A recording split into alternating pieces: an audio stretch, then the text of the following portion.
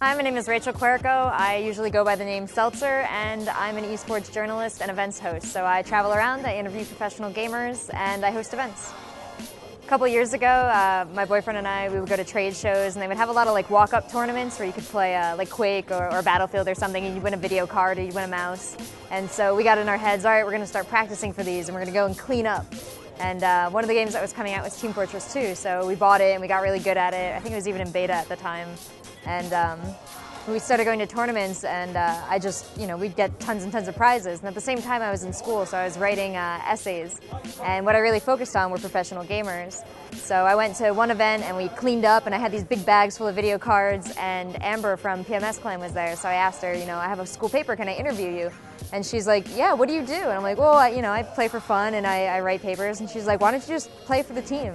So I ended up joining PMS Clan. I played Team Fortress 2 with them for a long time. We did okay, but that really got me into like the gaming scene, going to events, competing, and I ended up doing a TV show shortly after called WCG Ultimate Gamer, wherein I had to buy an Xbox, so I got really into the console scene after that. I've done Call of Duty Friday Night Fights. I played Call of Duty on TV.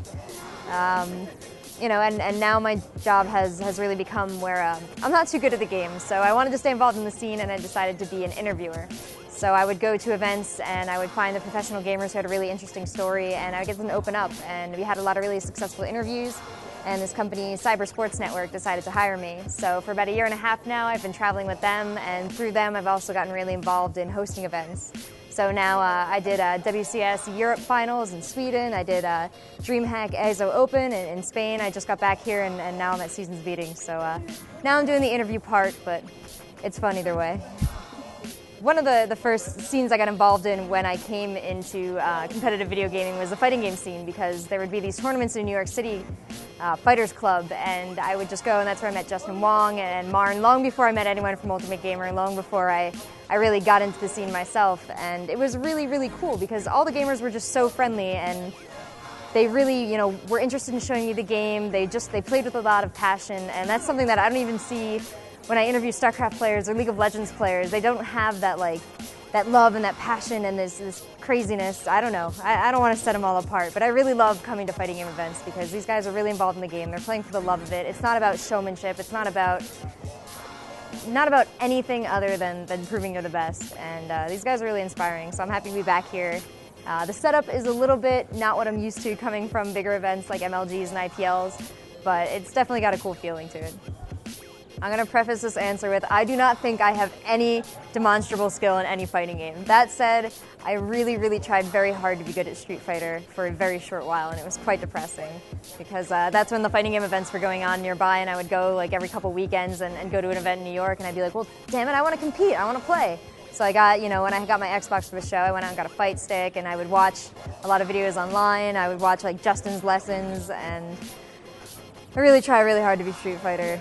To be good at it, and it was just not working out. I actually, on one trip, I went to DreamHack 2009 in the summer, and it was like totally random. I was there for another vacation, but I thought I'd go by the gaming event, and they had Street Fighter there, and I got top 32, and it was my crowning achievement, but I don't think anyone of any value was at that tournament. If they were 1 through 31. But that was a really exciting time for me, and every game like that has been like, I'll try my hand at StarCraft, and I'm terrible. I'll try my hand at something, and I'm terrible, and it really just helps me respect the people who are really good at it. So, people see fighting games where it's like, I could beat that guy. You can't. You have no idea what it goes into being good at a fighting game. Well, I understand that fighting game events don't necessarily want to change what they feel are its core values. This kind of setup where it's very casual, you don't have anyone on stage, you don't have anyone, sitting in a chair, specifically spectator. It's very involved, and it's a really exciting environment, and I understand why no one would want to lose that. I think in order to get a lot of the benefits that things like StarCraft and League of Legends were getting, a big help would just be for the media to step up. The media has a job to deliver the gamer and what the gamer is doing to the public. So what these gamers are doing is exciting. What they're doing is marketable, and the players are interesting, the stories are interesting. It's the job of us as the journalists now to record this and to turn it into a package that we can then turn around and put on a stream that maybe instead of 5,000 people, we have 50,000 people watching, or that we can make these sponsors feel like if I put my name on a fighting game player, more people than just the 5 guys standing behind him are going to see it. Someone's going to do an interview with him, he's going to mention it, you know, it's going to be part of his story, and people are going to want to know and see his story. So, you know, I don't think anything about this event needs to change. I think that the delivery and the presentation to the rest of the world needs to change. So maybe when they do the streams, a little bit better lighting, a little more pizzazz, but nothing about the core elements should be lost.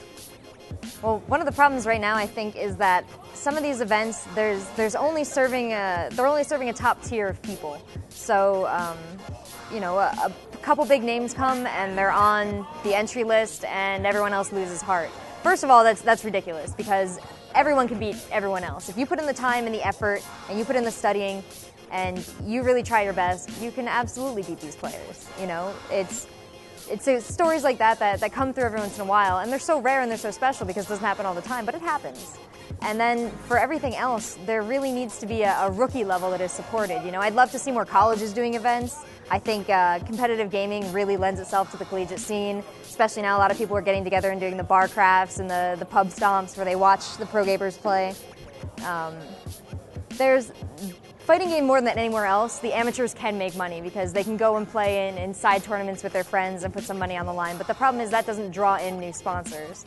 So I guess the other thing the FGC could work on if they're really trying to expand, really trying to get more attention, is to find something for these lower tier players to do. But I see at this event, you know, even the people who come in and think they have no chance of winning, they still have a great time playing, and they get a lot of compensation. They get t-shirts, study guides.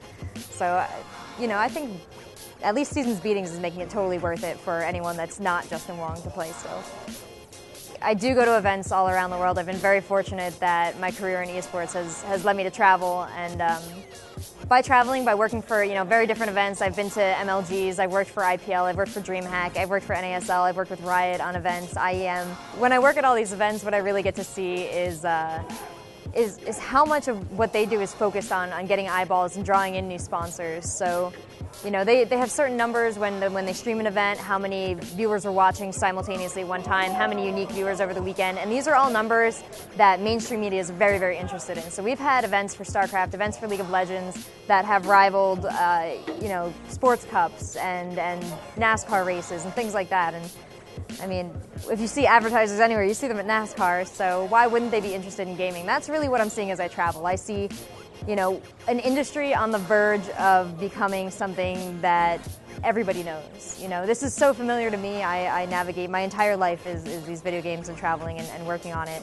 And so when I meet someone from an internet service provider company or a lifestyle sponsor like Nike or Home Goods or something, you know, that you don't traditionally associate with video games, and they're interested, there's been a lot more of that lately. So, you know, what I'm really excited about for fighting game communities is hopefully they can make some turn somewhere, if they're interested in this, where these mainstream sponsors will become interested, because events like IPL that put a StarCraft and a League of Legends and a fighting game and a shooting game together, that is the complete picture. That's what we need to push to the mainstream. Not one game, not one style, because when a kid grows up and plays a bunch of video games, he may play everything, but he's really only going to identify with one game. Maybe that's, you know, a little too simplistic, but shooters aren't fighters, fighters aren't MOBA players. It's very different. So if a kid can see this awesome stuff going on and then figure out where he fits in, and he fits in fighting games, it's going to be a perfect match. I think we're on the verge of something huge here, and you know, whether you like it or not, you might see a lot of money coming into the scene and a lot of interest from the outside, hopefully.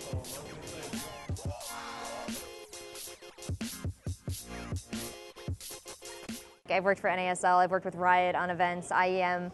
Hold on, this guy. Nope, not it. It's fine.